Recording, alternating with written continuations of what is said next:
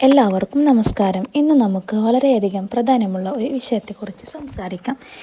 ഗർഭകാലത്തിൻ്റെ അവസാന ഘട്ടങ്ങളിൽ കുഞ്ഞ് ഹെഡ് ഡൗൺ പൊസിഷൻ ആണോ എന്ന് എങ്ങനെ തിരിച്ചറിയാം? ഈ പൊസിഷൻ ആണെങ്കിൽ നോർമൽ ഡെലിവറിക്ക് ഏറ്റവും അനുയോജ്യം.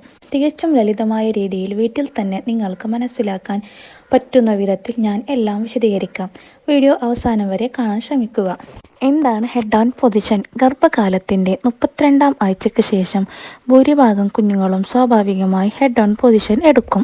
ഇത് കുഞ്ഞിൻ്റെ തല താഴേക്ക് പെൽവിക് ഭാഗത്തേക്ക് താഴ്ന്നു വരും. കാൽ വയറിൻ്റെ മുകളിൽ വശത്ത് ആയിരിക്കും.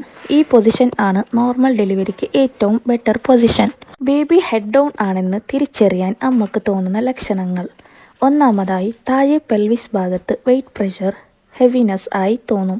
രണ്ടാമതായി, ബേബിയുടെ ഹെഡ് ബ്ലാഡറിൽ പ്രഷർ ചെയ്യുന്നതിനാൽ ഫ്രീക്വൻ്റ് ആയി യൂറിൻ പാസ് ചെയ്യാൻ തോന്നും. മൂന്നാമതായി, ബേബിയുടെ കിക്സ് അധികവും വയറ്റിൻ്റെ മുകൾ വശത്ത് ഫീൽ ചെയ്യും. കാരണം ബേബി ഹെഡ് ഡൗൺ ആവുമ്പോൾ ബേബി കൈകാലുകൾ മേൽവശത്ത് ആയിരിക്കും. അതിനാൽ അപ്പർ ബെല്ലി ഏരിയയിൽ കൂടുതലായി തോന്നും. നാലാമതായി, ബേബിയുടെ ഹെഡ് ഡൗൺ ആണെങ്കിൽ തുടിപ്പ് സാധാരണയായി അടിവയറ്റിൻ്റെ അവിടെ ഫീൽ ചെയ്യും. കാരണം കുഞ്ഞിൻ്റെ ചെസ്റ്റ് താഴെ ഭാഗത്തേക്ക് ഉള്ളതുകൊണ്ട് അവിടെ തുടിപ്പ് ഫീൽ ചെയ്യാവുന്നതാണ്. അഞ്ചാമതായി, ബെല്ലി ഷേപ്പിൽ ഉണ്ടാകുന്ന ചേഞ്ചസ്. താഴെ ഭാഗം നാരോ ആയും മേൽഭാഗം റൗണ്ട് ആയും കാണാം, വി ഷേപ്പ് അല്ലെങ്കിൽ പിയർ ഷേപ്പ് പോലെ. ആറാമതായി, ബ്രീത്തിങ് ഈസിയർ ആവും. ബേബി പെൽവിസ് മൂവ് ചെയ്യുന്നതിനാൽ ലങ്സിൽ നിന്നും സമ്മർദ്ദം കുറയുന്നതിനാൽ ശ്വാസമെടുക്കുന്നതിന് കൂടുതൽ എളുപ്പമായി തോന്നും. ഡോക്ടർമാർ എങ്ങനെയാണ് ബേബി ഹെഡ് ഡൗൺ ആയോ എന്ന് കൺഫേം ചെയ്യുന്നതെന്ന് നോക്കാം. ഡോക്ടർ ബെല്ലി ടച്ച് ചെയ്ത് ബേബിയുടെ ഹെഡ്, ബാക്ക്, ലെഗ്സ് എന്നിവ എവിടെയാണെന്ന് നോക്കും.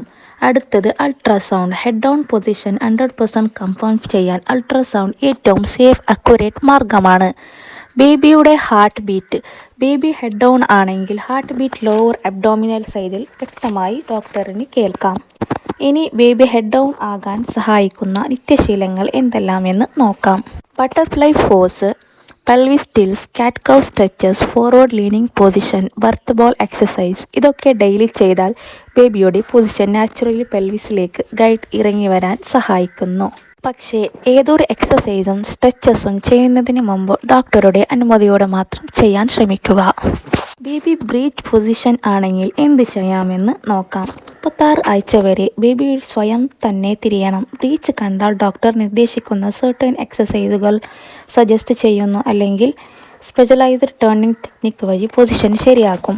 പക്ഷേ ഇതൊക്കെ സ്കാൻ വഴി സുരക്ഷിതമാണോ എന്ന് ഡോക്ടർ ഉറപ്പുവരുത്തും. അതുകൊണ്ട് എപ്പോഴും ഡോക്ടറുടെ അഡ്വൈസ് ഫോളോ ചെയ്യുക. ഇനി അപകടകരമായ ലക്ഷണങ്ങൾ എന്തെല്ലാമെന്ന് നോക്കാം.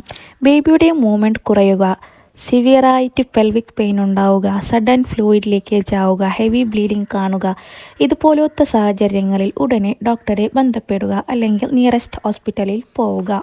ബേബി ഹെഡ് ഡൗൺ പൊസിഷൻ അമ്മമാർ വീട്ടിൽ തന്നെ മനസ്സിലാക്കാം. പക്ഷേ കൺഫേം ചെയ്യേണ്ടത് ഡോക്ടർ മാത്രമാണ്. വീഡിയോ ഉപകാരപ്പെടുന്നുവെങ്കിൽ ലൈക്ക് ചെയ്യുക, ഷെയർ ചെയ്യുക, ചാനൽ സബ്സ്ക്രൈബും ചെയ്യുക.